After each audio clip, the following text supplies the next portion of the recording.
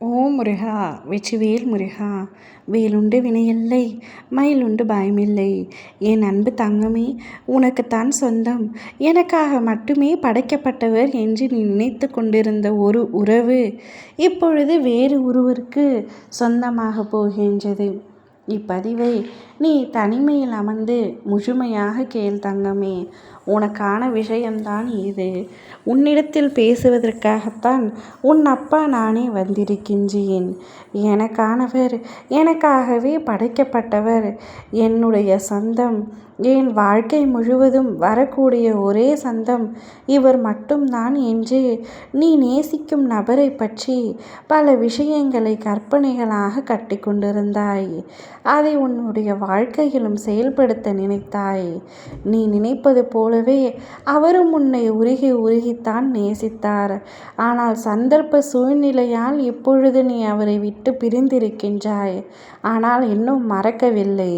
பிரிந்து இருந்த நாட்களில் கூட மென்மேலும் அவருடைய நினைவுகளே உன்னை பாடாய்படுத்தி கொண்டிருக்கின்றது.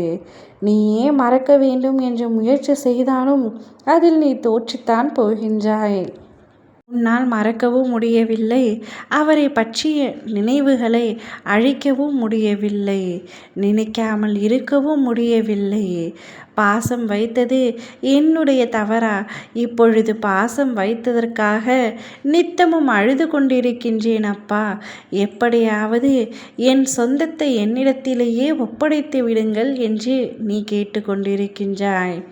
ஆனால் நடப்பதோ உன்னுடைய சொந்தம், உன்னுடைய உயிரானவர், நீ நேசித்தவர் இப்பொழுது வேறு ஒருவருக்கு சொந்தமாக போகின்றார். அவருக்கு விருப்பமில்லை என்றாலும் அவருடைய குடும்பத்தின் சூழ்நிலை காரணமாக, கட்டாயத்தின் காரணமாக அவர் உன்னை மறந்துவிட்டு என்று சொல்ல முடியாது. உன்னிடத்தில் விலகிவிட்டு இப்பொழுது வேறு ஒருவரை திருமணம் செய்ய முடிவெடுத்து விட்டார். இம்முடிவில் அவருக்கு 100% உண்மை அல்ல, சந்தோஷம் அல்ல.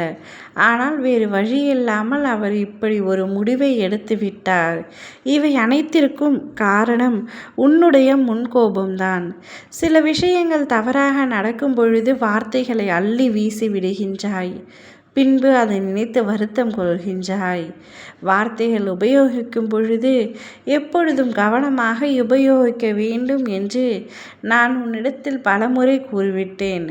ஆனால் உனக்கோ அது சற்றும் புரியவில்லை.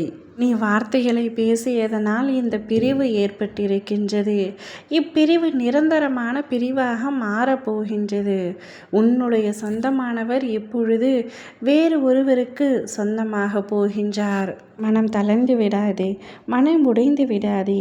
வாழ்க்கையில் எந்த உறவும் நிரந்தரமான உறவு அல்ல. இன்று ஒருவர் உனக்கானவராக இருக்கலாம், நாளை வேறொருவருக்கானவர் தான். வாழ்க்கையில் அவரவர் பயணம் முடிந்தவுடன் இறங்க வேண்டிய நேரத்தில் இறங்கித்தான் ஆக வேண்டும். எதை நினைத்தும் நீ கவலைப்படாதே. உன்னுடைய வாழ்க்கையின் முன்னேற்றத்திற்கான வழி எதுவோ அதை பற்றி மட்டும் யோசி. அதை பற்றுமே நினைத்துக்கொள்.